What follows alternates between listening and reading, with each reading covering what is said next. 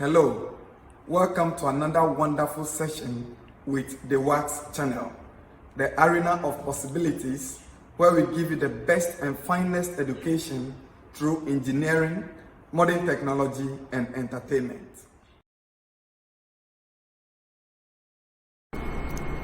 Welcome back. In our earlier video, we looked at how to open Photoshop and how to select the right paper sizes. And we said that we have international standard papers already which you can choose, or we have ones that you customize to suit exactly what you want to do. We are continuing with how to draw shapes in Photoshop and text, and how to format or edit them. Okay, so we drew this in our earlier tutorial, so I just go back and let me start again as quickly from the first thing we did. Because I click File, New, and it takes me back to the place where I have to select my paper sheet and the size. Alright, so this time around I want to use A3. I just double click on the A3. If I don't see it here, I just go to Print and it gives me all the standard papers that it has. So I double click on A3 and A3 sheet opens for me. Then I'm going here to the shape tool. I right click and I choose rectangle. So I just click, hold and drag the rectangle tool. As you can see, I have color red over here, and that is the more reason why my shape has been colored red. Now remember, the command of the rectangle is still active. So you have to deactivate it by clicking the move or the pick tool over here. You just click on it and then this should appear. If these things do not appear in your version, just type T, the letter T on your keyboard, or you check this box, show transformation control. So when I click on this, the transformation controls are gone. When I click on it back, they will come by default. Alright, so I've now drawn a rectangle. Yes, it's a rectangle I want to work with. First of all, let's look at how to change colors of a rectangle. There are several ways of doing this, and in this tutorial we are going to go through a lot of them. The first thing you have to note is that we have two color platelets here. Now these color panels can also be used to change colors within the rectangle we've just drawn. When I click on any of them, this red or the white, when I click on, let's say, the white, it opens the color picker. I can select any color from here. If I don't want any of this, I go here. Or if you know the color code, that's the H, the S, and the B, R, G, B codes, just type them here and it will give you the actual color.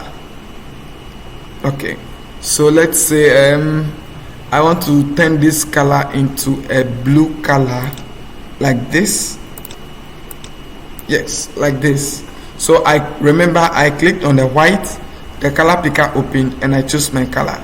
Then I click OK. Nothing has happened yet, but if you check here very well, you realize that the blue color has taken effect over here.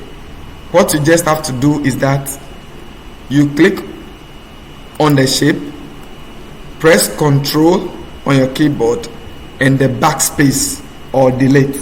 So your hand on the Ctrl and you press backspace, and the color at the down here will fill your rectangle.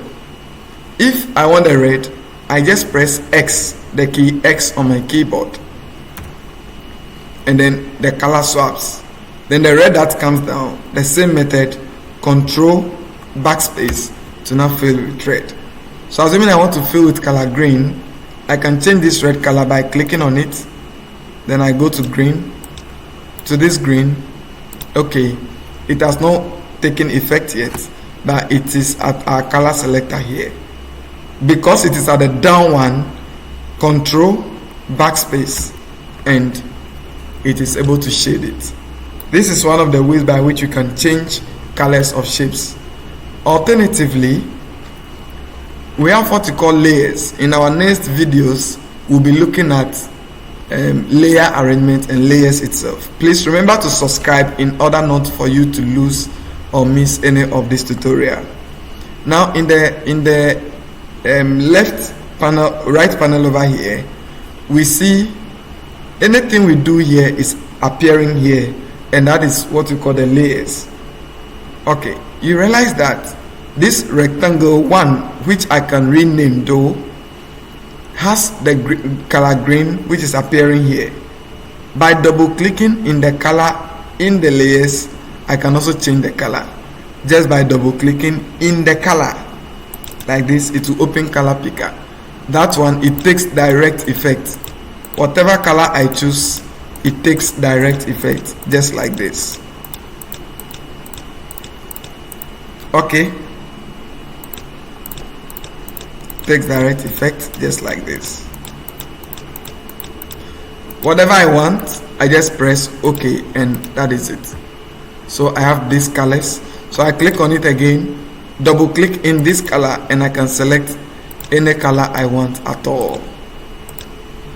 Another way by which we can change color in shapes, not only rectangles but in all shapes and texts, is that you click on the rectangle, then in the layer area you double click on this free space, or you click on this F of X, which is a layer style. So I just double click here and the layer style will open for me.